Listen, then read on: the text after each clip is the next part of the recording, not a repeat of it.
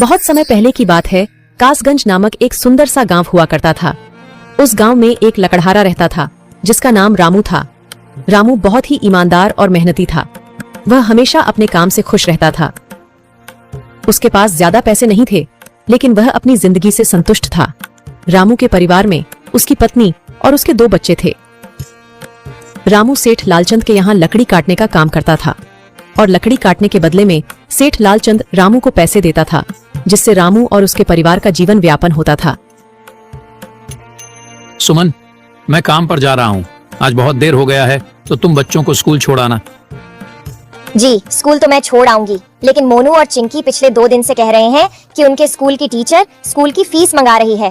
हाँ, तो जाकर दे आओ ना स्कूल की फीस। अजी कहाँ से दूं? आप जो पगार लाते हैं उसमें मुश्किल से तो घर चल पाता है। अब उतनी सी तनख्वाह में मैं बच्चों की फीस का इंतजाम कैसे करूं? अजी मैं एक बात आपको साफ साफ कह देती हूँ, आप सेठ लालचंद जी से पगार बढ़ाने की बात कहिए। दिन पर दिन खर्च बढ़ता जा रहा है।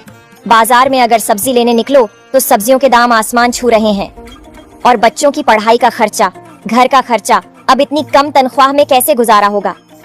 ठीक है, मैं आज ही सेठ जी से थोड़ा पगार बढ़ाने की बात करता हूँ। इतना कहकर रामू काम पर चला जाता है।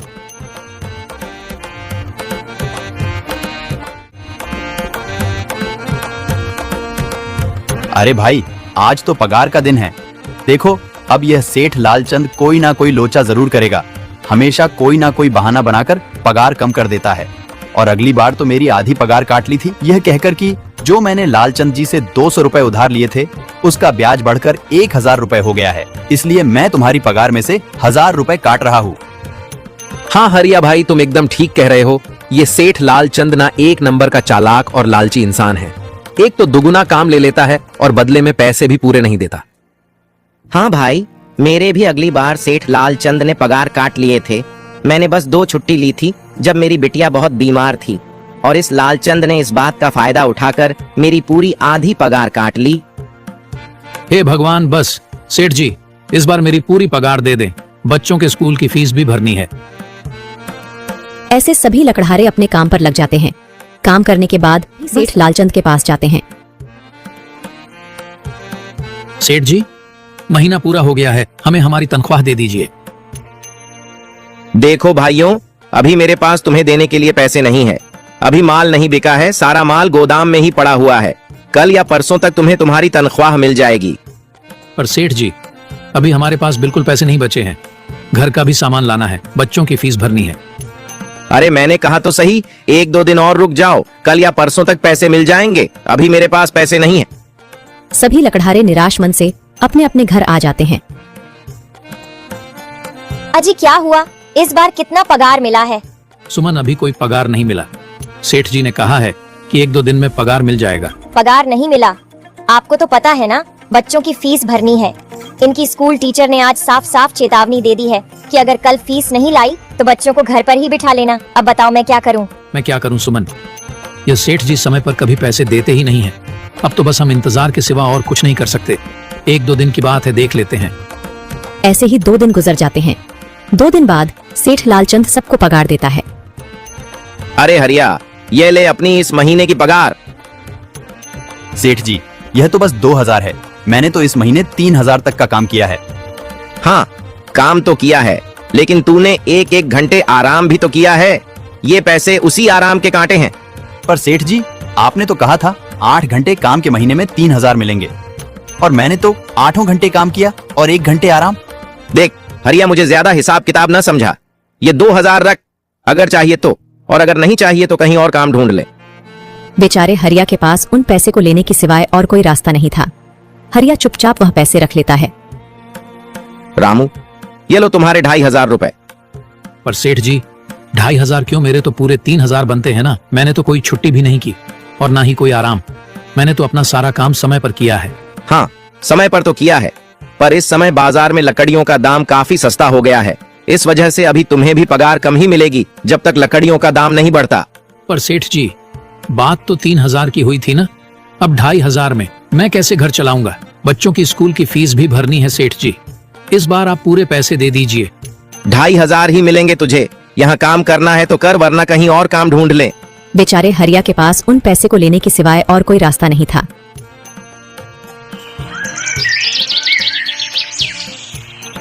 अरे भाई, यह सेठ लालचंद एक नंबर का बेईमान इंसान है। सारे पैसे अपने जेब में भर लेता है और बहाने बनाता है कि लकड़ियों के दाम सस्ते हो गए हैं। देख लेना, हम गरीबों की किसी न किसी दिन इसे जरूर हाय लगेगी। नहीं हरिया, ऐसे नहीं कहते। वह हमारे अन्नदाता है। आखिर उन्हीं के वजह से तो हमारा घर चल रहा है। अरे काहे का अन्नदाता? काम के पूरे पैसे तो देता नहीं है। पूरे महीने मेहनत करके भी क्या मिलते हैं? बस ये 2000 रुपए। इसमें घर खर्च कैसे चलाएं? ऐसे तो हम कभी तरक्की नहीं कर पाएंगे। और हम कर भी क्या सकते हैं हरिया? हमें लकड़ी काटने के सिवा और कोई काम कहाँ आता है? और कोई काम खोलना भी चाहे तो उसके लिए हमारे पास इतने पैसे कहाँ हैं? अब जो भी हो, हमारा तो बस ये सेठ लालचंद ही सहारा है ना। कुछ देर बातें करने के बाद अपने घर की ओर निकल पड़ते हैं। जी आ गए आप। कितनी पगार मिला है? सुमन, इस बार सेठ जी ने बस 2500 रुपए ही दिए हैं। बस 2000। इतने में कैसे घर चलाएंगे?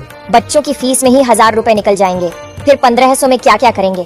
अब मैं क्या कहूँ सुमन, अब तुम्हें इसी में ही गुजारा करना होगा। तुम सबसे पहले बच्चों की फीस भर देना, इसके बाद बाकी का मैं देखता हूँ। अजी आप क्या देख लोगे? सेठ जी से पूरे पैसे तो मांगे नहीं गए आपसे? नहीं सुमन, मैंने सेठ जी से पैसों के लिए कहा था, पर सेठ जी ने साफ इनकार कर दिया और कहा, यह लेना है तो लो, वरना कहीं और काम ढूंढ सकते हो। मैं सोच रहा हूं कि लकड़ी काटने के बाद मैं कहीं और भी काम ढूंढ लूं। सेठ जी के यहां से काम करने के बाद मैं दूसरी जगह पर काम किया करूंगा, इससे कुछ ज्यादा आमदनी हो जाएगी। आज ही मैं सेठ जी के यहां पर काम करने के बाद और भी जगह काम ढूंढने जाऊंगा। इतना कहकर रामू काम पर निकल जाता है और जैसा कि रामू ने कहा था, वह लालचंद के यहाँ काम करने के बाद काम की तलाश में निकल जाता है। रामू पूरे गांव में काम ढूंढता है, दुकानों दुकानों पर जाकर लोगों से काम मांगता है, मगर हर जगह रामू को केवल निराशा ही हाथ लगती है।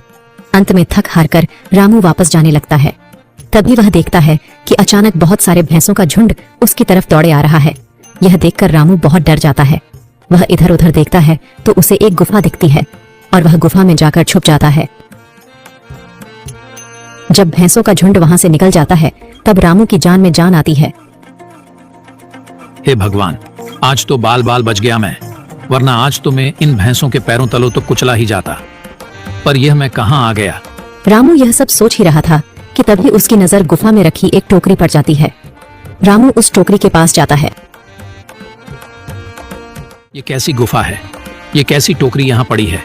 इसे मैं घर ले जाता हूँ, सामान रखने के काम आ जाएगी। रामू जैसे ही उस टोकरी को हाथ लगाता है, गुफा में से एक आवाज आती है, रुक जाओ, इसे छूने की कोशिश मत करो। यह आवाज सुनकर रामू एकदम पीछे हट जाता है। तभी गुफा में एक जिन्न प्रकट हो जाता है और वह रामू से कहता है, कौन हो तुम और मेरी गुफा में क्या कर रहे हो? मुझे माफ करना, आप जो भी हो। कुछ भैंसों का झुंड मेरे पीछे पड़ गया था और उनसे बचने के लिए मैं इस गुफा में आकर छिप गया और फिर मेरी नजर इस टोकरी पर गई। माफ कीजिए, मुझे लगा यहाँ कोई नहीं है तो यह टोकरी किसी की नहीं होगी, इसलिए मैंने इसे छुआ। रामू, तुम्हें डरने की जरूरत नहीं है। मैं तुम्हारे बारे में सब जानता हूँ। मेरी नजर एक बार भी जिस पर पड़ जाती है, मैं उसका इतिहास अपनी खुली आंखों से देख सकता हूँ। पर आप है कौन और आप इतने विचित्र क्यों दिखाई पड़ रहे हैं? आप अपना परिचय दीजिए। कौन है आप? मैं एक जिन हूँ और मैं कई सालों से इस गुफा की रक्षा कर रहा हूँ।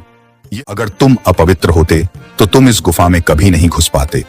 तुम एक सच्चे इंसान हो, इसलिए तुम इस गुफा में घुस पाए और इस टोकरी को छू पाए। अब तुमने इस टोकरी को छुआ है तो यह टोकरी तुम्हारी हुई। नहीं, मुझे ये टोकरी नहीं चाहिए, मैं तो बस देख रहा था।